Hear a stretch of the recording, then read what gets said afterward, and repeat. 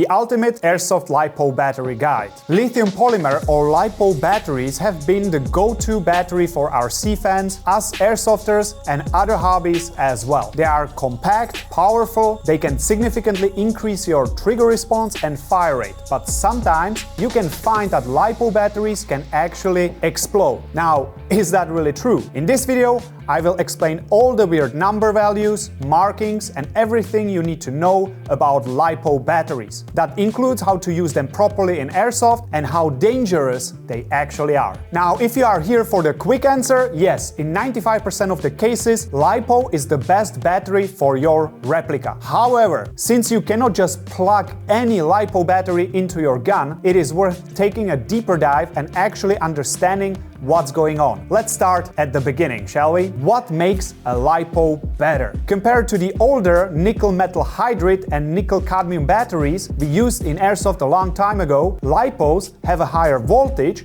and stable discharge rate. This means they can deliver more power to the motor of the replica, giving you a much better rate of fire and trigger response. In addition to that, they have a higher energy density, meaning they are much lighter and smaller, so you don't need as much space inside of your replica. Back in the days, I actually had to run my batteries externally attached to my rifle to get a decent experience. With a LiPo battery, not a problem anymore. Also, they lose their charge slower when you store them for long periods of time. This is a big advantage when you don't play every single weekend. To top it all up, they are more resistant to the so-called memory effect. You don't need to discharge them first before charging them up again, like we used to do with older batteries. Now, let's focus a bit more on the connectors that go with the battery because it is important to choose the correct one. The Tamiya connector has been one of the most used connectors in airsoft for a really long time. There are two types of Tamiya, mini Tamiya and large Tamiya.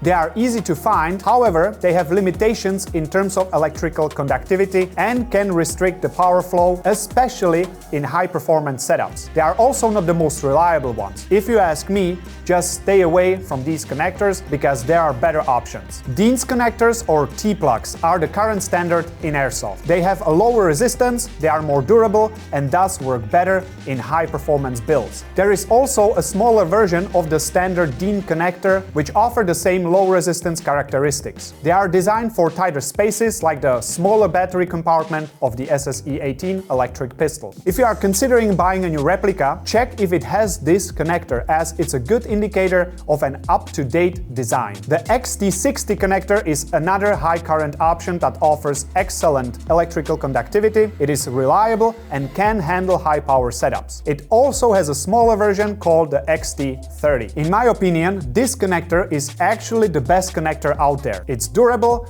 it's easier to plug in than the Dean's connectors, while not suffering from the issues you have with Tamiya. However, they are quite uncommon in airsoft, and should you ever get into the situation of needing a battery on the field which fits the XT60 or 30, most likely nobody is going to have it. There are also other connectors like the EC3, EC5 and HXT, which are being used in specific custom builds, but they are pretty rare. As for the HPA players who are using LiPo operated engines, the JST RCY is the standard go-to connector on the market. Now, regardless of your connector preference, make sure that you have your battery compatible with your charger and of course the replica. Otherwise, you will be forced to either exchange the connectors yourself, which requires soldering skills, or you will end up with using adapters, which defeats the purpose of a low resistance connector in the first place. Besides what was already mentioned, LiPo batteries always come with a balancing connector. Being usually small and white colored, it is exclusively used for charging and balancing the battery cells, meaning it is not supposed to connect to your airsoft replica. On the other hand, whenever you recharge the battery, it should always be connected to the charger. Finally, don't pull on the wires when you are disconnecting the battery, because if you rip them, well, that's not good. Now, what do all the letters and numbers on the battery actually mean? This one is the battery capacity measured in milliamp hours. The higher the number before the letters MAH, the longer the playtime, and it also has an effect effect on the trigger response and rate of fire because it influences how much power the battery is able to transfer to the motor. If you don't shoot too much, anything above 1400 milliamp hours should get you through the day, but it's always a good idea to have a spare one. Here, it's pretty simple. The bigger the capacity you can fit inside your replica, the better. The voltage tells you how much power is being transferred from the battery to the motor, which will give you a higher rate of fire and faster trigger response. You can imagine this as the pressure with which you push the energy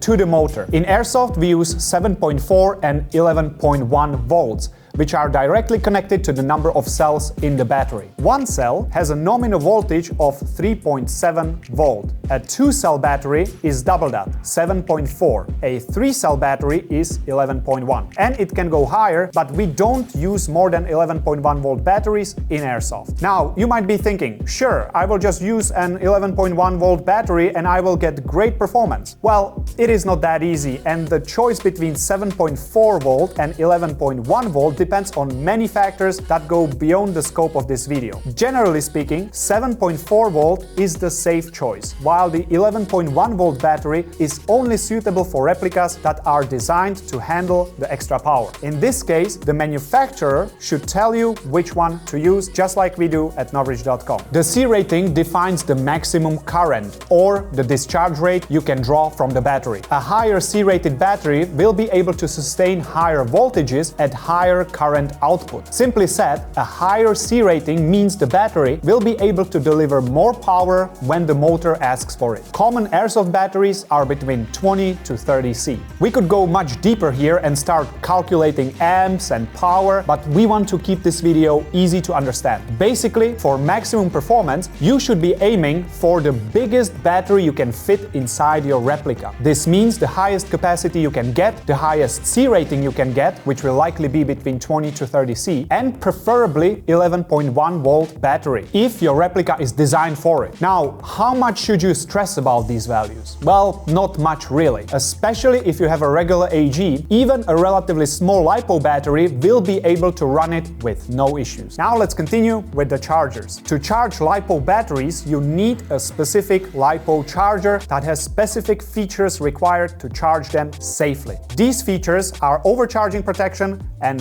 cell balancing. Overcharging protection is rather straightforward. You simply don't want to put more energy into the battery than it can take because it could damage the battery. Balancing is a little bit less intuitive. Remember when I explained that 7.4 volt battery consists of 2 cells and 11.1 of 3? Simply said, these individual cells need to be the same voltage, otherwise it would damage them if they get out of sync. Balancing basically makes sure that all the cells are charged properly at the same voltage. Now back to the chargers. Here you have a couple of options, ranging from very simple ones to more sophisticated chargers that are capable of not only charging LiPo batteries but also other types as well. The basic charger is simple, cheap, with balancing and overcharge protection. You just plug it into the wall, connect the battery, and it takes care of the rest. The only disadvantage is that it can only charge either a 7.4 volt or 11.1 volt LiPo battery. If you only intend to regularly charge Airsoft batteries, these are a pretty good deal, under 20 bucks. A more complex charger can do the same thing and way more. It offers modes like discharge, storage, fast charging, and so on, and it can charge other types of batteries, including your car battery, for example. This one is for the more tech-savvy airsofters out there. Now, fun fact, since the bigger charger is more protective or sensitive, it sometimes refuses to charge an already undercharged battery. This happens when you simply deplete the battery under a critical level. In that case, you can try the basic charger, and it sometimes can revive the battery. Of course, do this only at your own risk and don't leave the battery unattended while charging. Now, while we are at it, how do you check if your battery is charged or if it's okay? The easiest way to do that is to use a compact LiPo checker. This simple device uses no power of its own, making it very reliable. The only thing you need to do is connect the balancing connector to the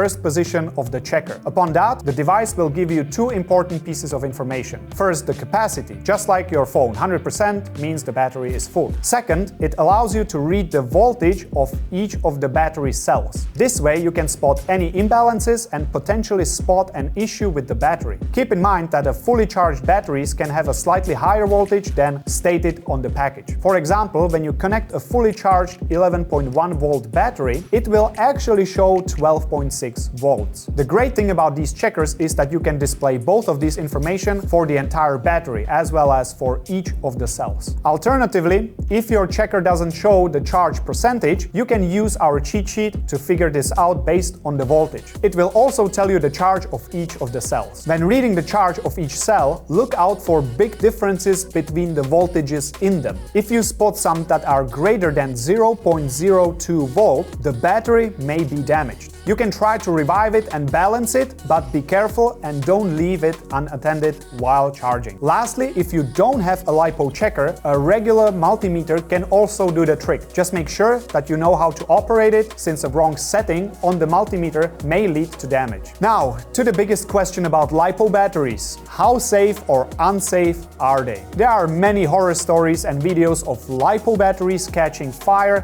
or blowing up, quote unquote. To be honest, they don't really explode, but they can burn really fast. Just like with any other battery, you need to mind the safety instructions, but since those can be rather long and dull, let me sum it up for you. First, do not puncture or penetrate the battery. I guess it's obvious you should not try to stab it and see what happens, but this also means that you should not just throw it in your bag with other stuff in it as well. Other objects such as sharp edges on your gun, gas bottle tips or other items in your bag can damage the battery, which can turn it into a barbecue. The easiest is to put the battery in your gun the day before, just without connecting it. Never under or overcharge them. Use the correct charger, and when you see the battery is almost empty, for example when your replica becomes slower or the ETU signals an empty battery, don't push it by trying to squeeze out a few more shots. You can simply kill the battery. If the battery is damaged, don't use it anymore. This also means swollen or inflated batteries or ones with a very different cell voltages. As soon as you see something like that, or ripped cables, punctured outside covers, etc., you should dispose of the battery. Definitely do not try to fix it yourself, as short circuits can happen and make the situation